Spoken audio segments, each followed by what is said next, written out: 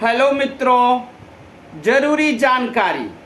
आज मैं आपके लिए जरूरी जानकारी के तहत एक मुद्दा लेकर आया हूं और सभी लोग पूछते हैं और सब लोग जानना भी चाहते हैं कि सत्य क्या है।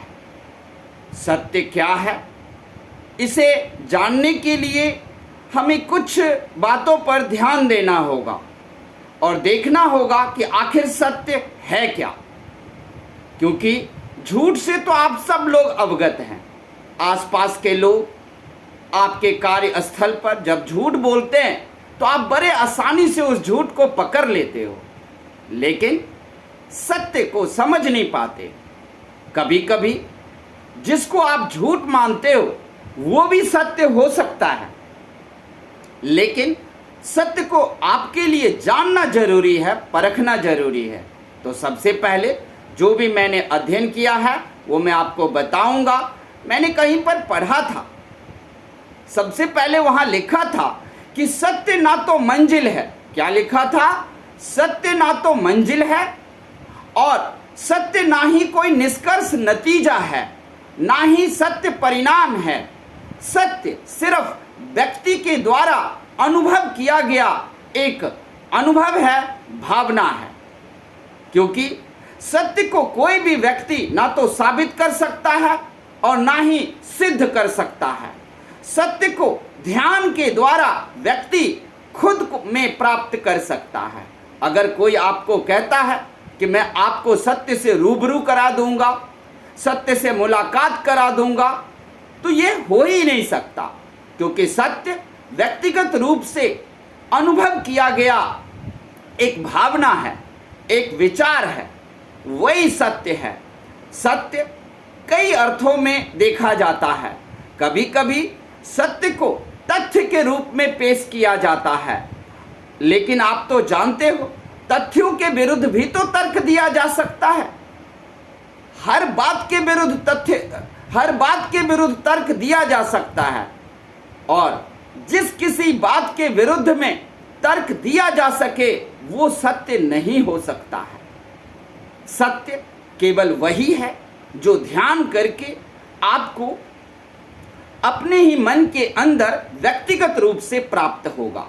कोई भी गुरु, आचार्य, कोई भी अगर कहे कि मैं सत्य से रूबरू और मुलाकात करा दूंगा, गलत कह रहे हैं। तुलसीदास, वाल्मीकि, वशिष्ठ, सबको सत्य कैसे आप जाने, सत्य को कैसे पहचाने, उसके लिए उन्होंने विभिन्न तरह के क्रियाएं और ध्यान को सिखाया है। कोई भी व्यक्ति जब ध्यान करेगा तो ध्यान के बाद जब आपको समाधि प्राप्त हो जाएगी, उसी समाधि में आपको सत्य दिखेगा। ध्यान, फिर समाधि और फिर आपको एक सूर्य जैसा चमकता दमकता दर्पण प्राप्त होगा और उस दर्पण में आपको सत्य दिखेगा। लेकिन उस दर्पण को कोई भी दुनिया का व्यक्ति या गुरु या आचार्य आपको दिखा नहीं सकता। वो आपको खुद अनुभव करना पड़ेगा और खुद में होगा भी। आप ध्यान तो करके देखो।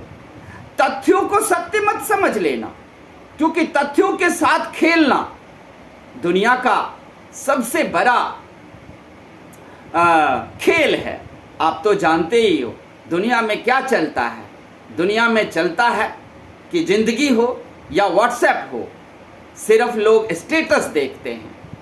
तो भले ही आप झूठ की जिंदगी जी रहे हो, लेकिन आपकी स्टेटस है, अमीर हो, तो लोग समझेंगे सत्य यही है। नहीं, सत्य वो अमीरी में भी हो सकता है, गरीबी में भी हो सकता है, लेकिन सत्य को आप नहीं जान सकते। आप अपने मन में अपने लिए सत्य को जान सकते हो।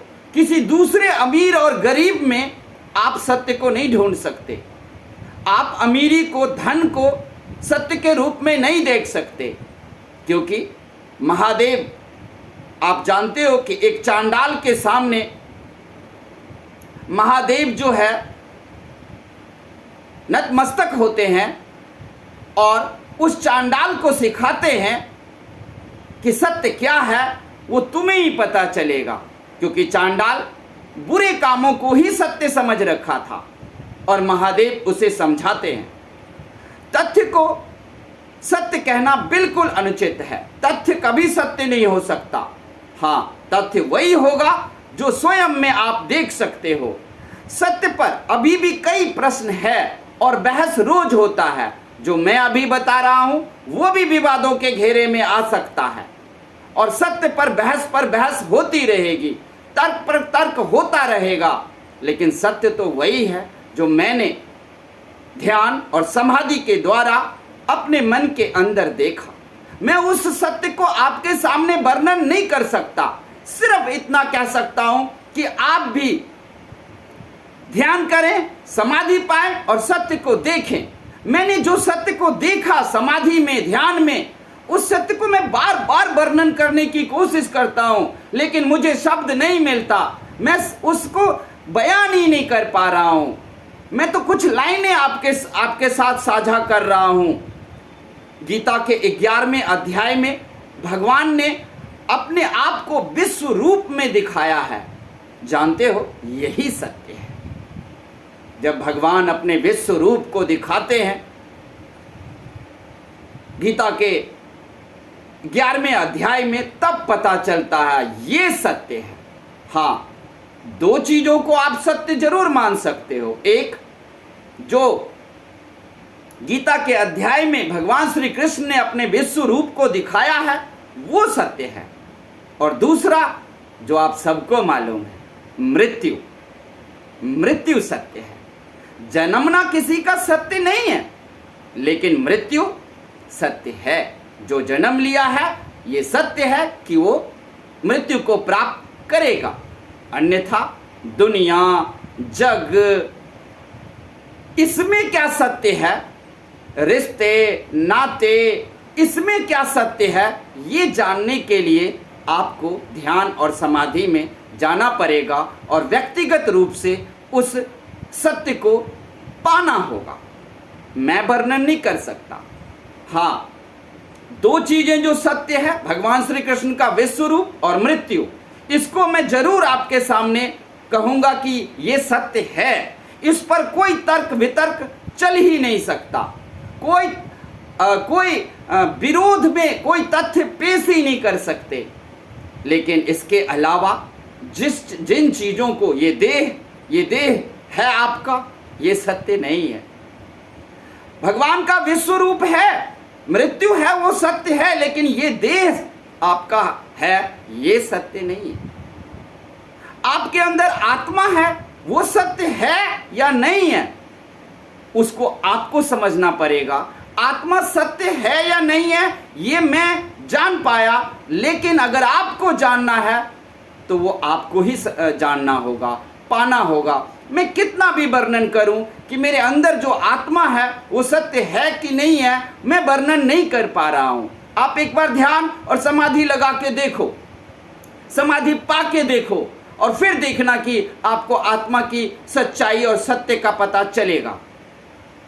इसके अलावा आपको मैं बता देता हूं कि व्यर्थ की चिंता ना करो।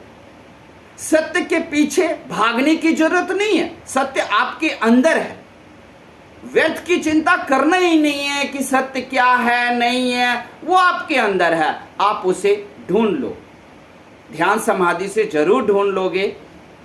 और मुझे आशा है कि मैंने दो बातों को सत्य जरूर कहा है, भगवान श्री कृष्ण के विश्व रूप और मृत्यु को।